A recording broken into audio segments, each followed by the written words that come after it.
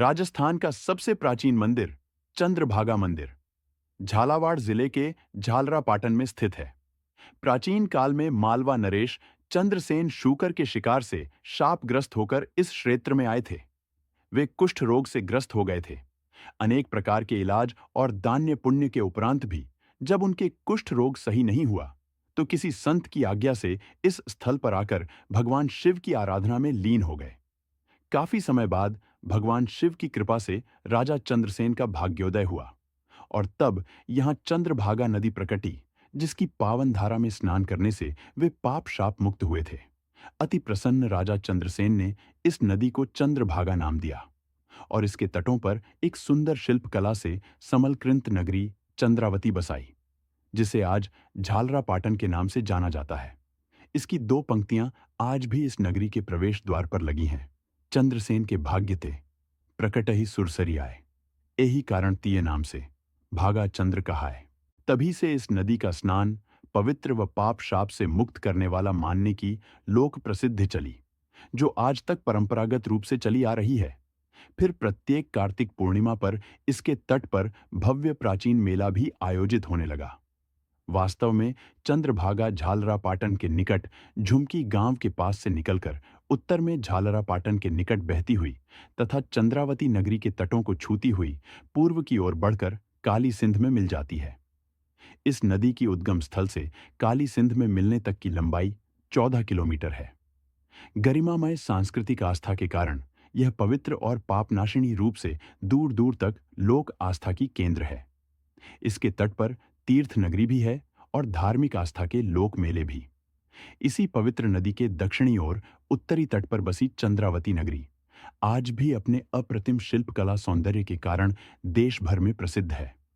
चंद्रभागा नदी के तट पर चंद्रावती नगरी और फिर यहां राजा चंद्रसेन का होना एक अद्भुत संयोग है कि चंद्र नाम से संयुक्त इस नगरी के प्रधान देव चंद्रमौलेश्वर शिव रहे हैं। इस मंदिर की 1300 से भी अधिक वर्षों से आज तक निरंतर पूजा अर्चना होती आ रही है। प्रति सोमवार के अलावा कार्तिक पूर्णिमा व महाशिवरात्रि तथा श्रावण मास ने यहाँ की श्रृंगारिक पूजा अर्चना दर्शनीय होती है। इस अवसर पर हजारों भक्त और पर्यटक यहाँ आते हैं। अलंकरण की दृष्टि से समूचे उत्तरी भारत के मंदिरों में से सबसे सुंदर और अनोखा मंदिर बताया है चंद्रमौलेश्वर शिव। मंदिर के निकट 30 फीट दूरी पर एक और प्राचीन देवी मंदिर है, जो शक्ति से तथा वैष्णव मत की भव्य मूर्तियां का अद्भुत खजाना है। संभावित तौर पर यह देवालय 8वीं सदी का माना जाता है, जिसमें अनेक विशाल मूर्तियों को रखा गया है। इसमें कहीं सारी भयावहमयी देवी प्रतिमाएं हैं। इतनी संख्या में यहाँ रुद्र भयावह मूर्तियों का होना निश्चित रूप से यह दर्शाता है कि प्राचीन काल में यह नगरी शिवमत के साथ साथ महान शक्त तंत्र मंत्र की राजस्थान में सबसे बड़ा केंद्र रही होगी। इसी के ठीक सामने नटराज शिव की आदमकद मूर्ति है, जिसकी 16 भुजाएं हैं। इन मूर्तियों के निकट गणेश व मां पार्वती की सुंदर मूर्तियां हैं। उक्त दोनों देवालयों के पीछे एक ऊंचे चबूतरे पर 3 प्राचीन देवालय शिल्पकला के अनुपम उदाहरण हैं। इन्हें शिव, विष्णु तथा वराह से संबंधित बताया जाता है।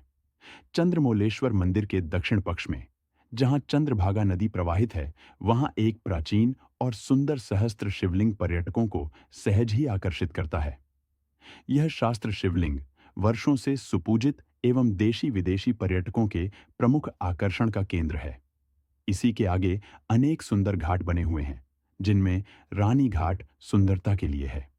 चंद्रावती मंदिर के परिसर में चारों ओर पर्यटकों के लिए हरियाली तथा विभिन्न प्रजाति के कतारबद्ध पौधे एवं सघन वृक्ष हैं।